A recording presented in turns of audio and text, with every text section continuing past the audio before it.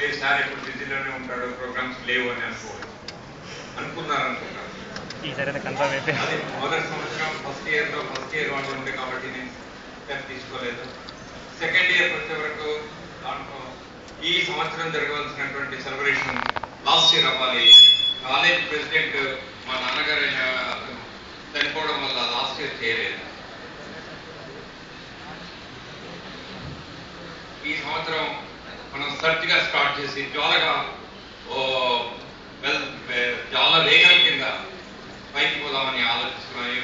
ప్రతి సంవత్సరం ఈ ఫ్రెషర్స్ ఈ సెటప్ ఈ పార్టీ కాకుండా కాలేజ్ పార్టీ తోటి స్టార్ట్ అవుతుంది. కాలేజ్ డే సెలబ్రేషన్స్ ప్రతి సంవత్సరం చేసుకుంటాం. ఈ సెలబ్రేషన్స్ కి ఇక్కడ కాలేజ్ ట్రెజర్ గారు సునీత మేడంతో ఎవ్రీ ఇయర్ పార్టిసిపేషన్స్ ఇవి సెలబ్రేషన్ చూసుకోవడానికి నేను ఆ మేడం